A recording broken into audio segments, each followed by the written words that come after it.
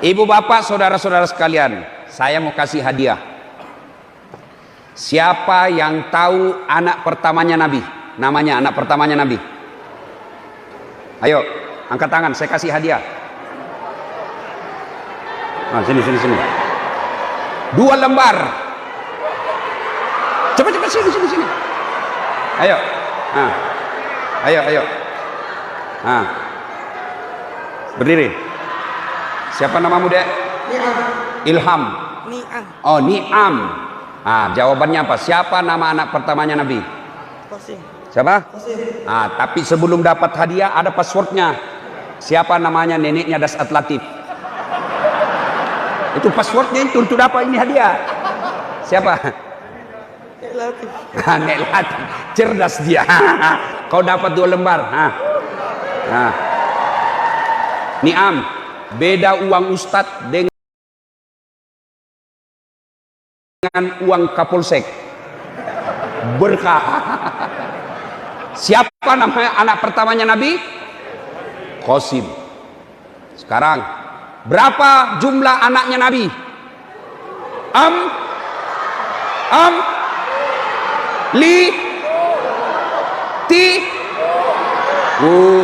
Ibu-ibu. Berapa, Ibu? Masya Allah. 7. Nah, karena banyak yang angkat tangan tidak dapat hadiah. Coba kalau bapak nonton, adik-adik nonton Instagram hari ini saya, itu ada anak saya ajar lagu. Anak-anak Nabi ada 7 orang, 3 laki-laki, 4 perempuan. Pertama Qasim, Abdullah, Ibrahim, Zainab, Ruqayyah, Ummu Kalsum, Fatimah. Nah, dari lagu bisa ditahu 7 anaknya Nabi, 3 laki-laki, 4 perempuan, 1 yang pertama Qasim.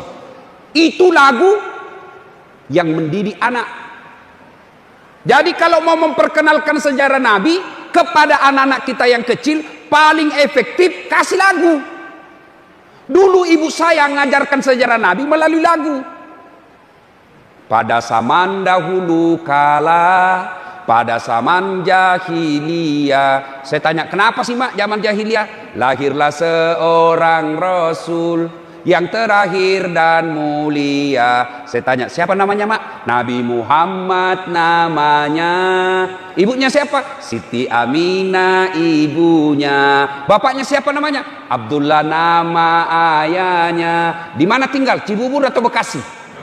Madinah tempat tinggalnya. Terus di mana lagi ceritanya mak? Setelah dewasa diangkat menjadi Rasul. Saya tanya, siapa namanya yang angkat itu jadi Rasul? Oleh Allah yang kuasa. Allah itu siapa mak? Pencipta alam semesta.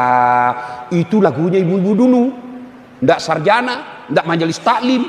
Bu tahu, dia ceritakan sejarah Nabi. Nah, begini cara Nabi makan. Nah, begini cara Nabi tidur. Nah, begini cara Nabi kencing. Dulu karena mereka ibu-ibu kita tahu sejarah Nabi. Dia perkenalkanlah sejarah Nabi ke anaknya melalui lagu. Nah, saya kasih lagi hadiah. Adik-adik sekalian, berapa umurnya Nabi menikah? Ah, kamu yang baju hitam. Ayo baju hitam. Sini cepat. Woi, hadiah.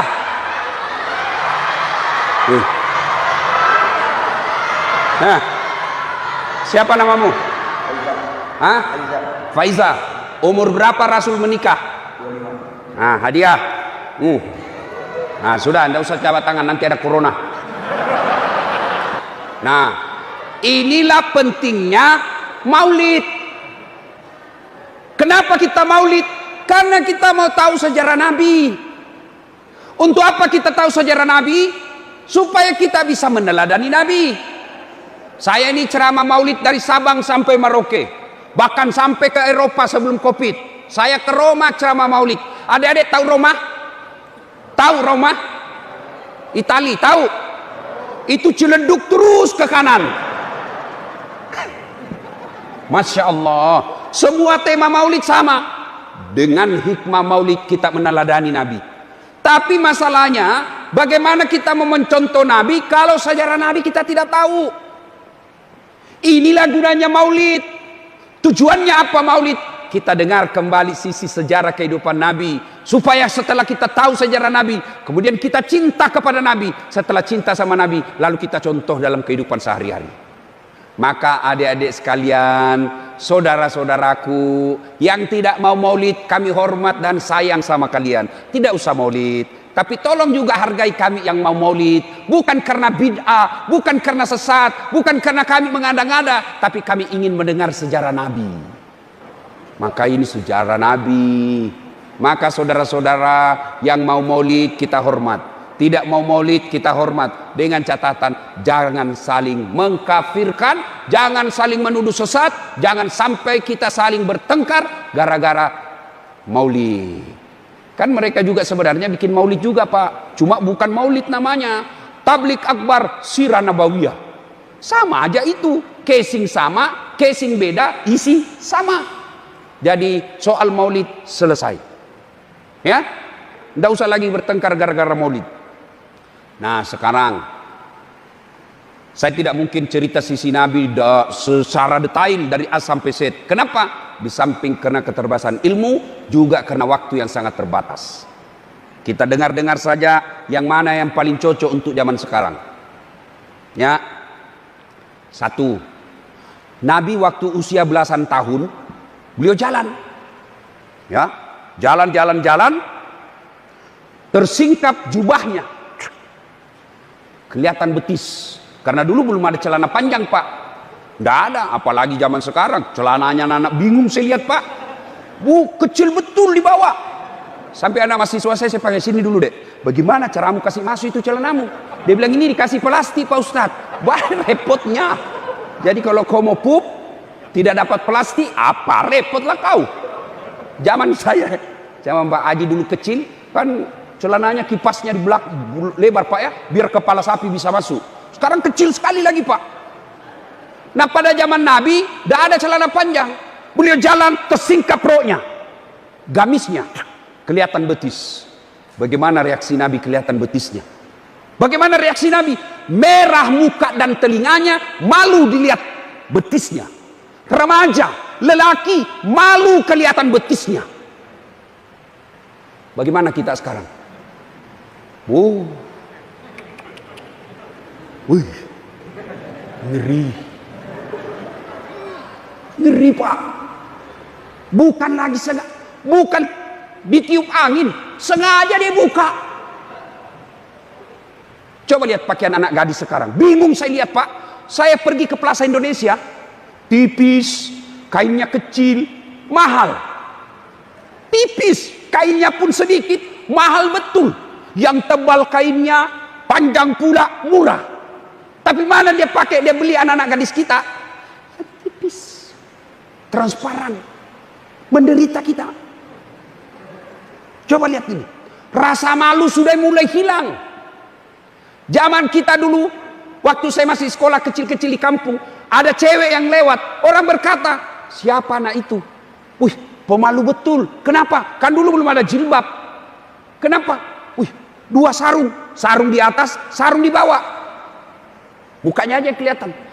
Dan saya masih ingat waktu saya sekolah, itu teman-teman perempuan kan belum pakai jilbab. Kalau jatuh ballpointnya dia mau pungut, dia pegang dulu sini Pak.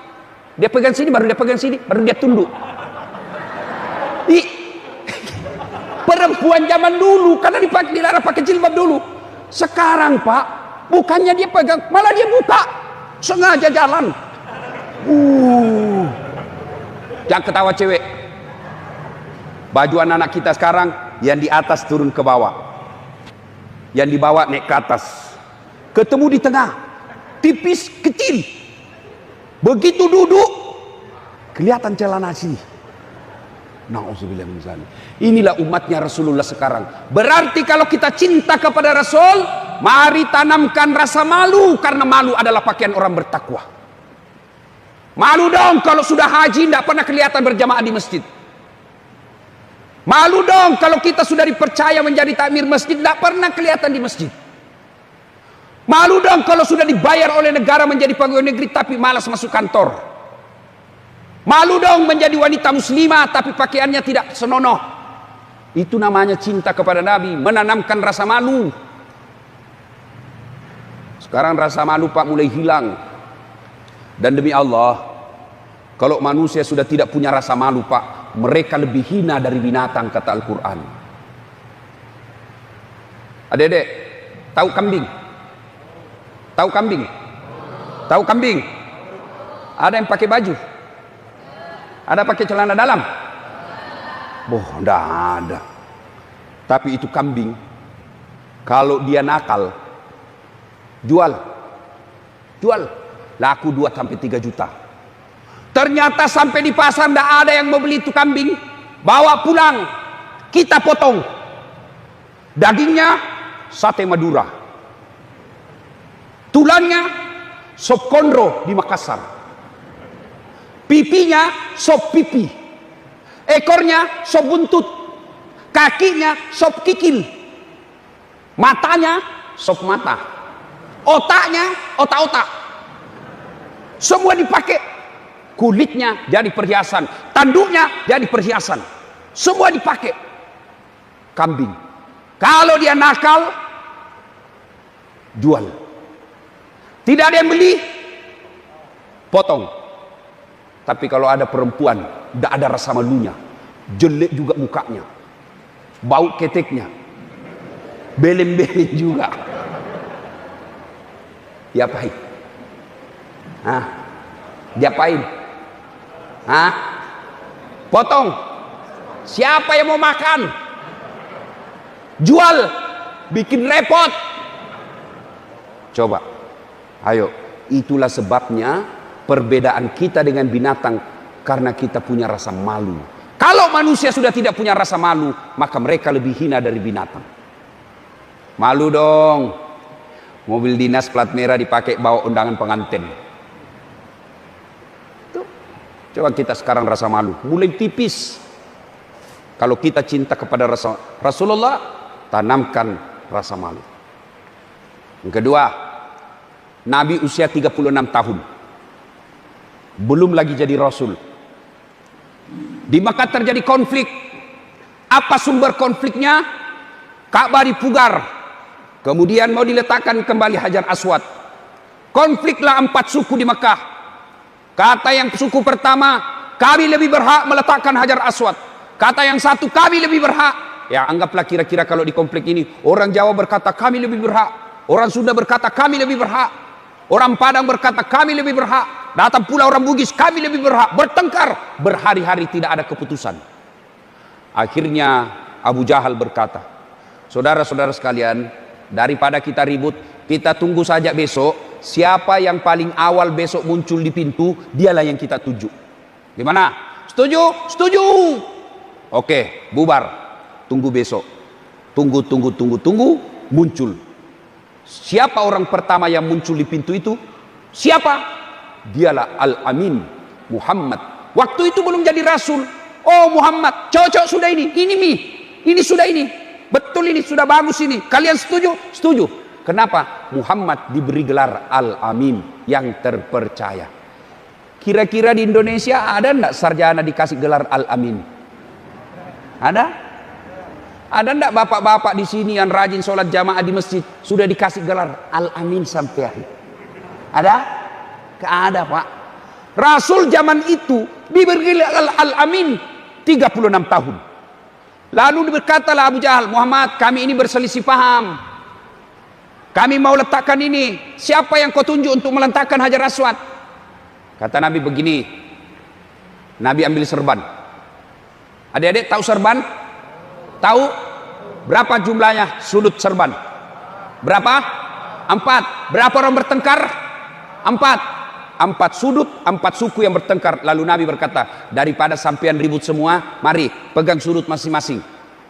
Oke, setuju? Setuju. Hajar Aswad kita letakkan, angkat bareng-bareng. Setuju? Setuju. Oke, mari angkat sama-sama. Sudah sampai, ayo pegang masing-masing, letakkan masing-masing, pegang semua. Selesai masalahnya beliau. Penduduk Mekah selesai masalah dari Rasulullah. Mengatasi masalah. Tahu juga Pegadaian di sini, Pak. Mengatasi masalah, tanpa masalah, selesai. Arti hikmahnya bahwa sekalian, ternyata kalau mau sukses, modal pertama terpercaya.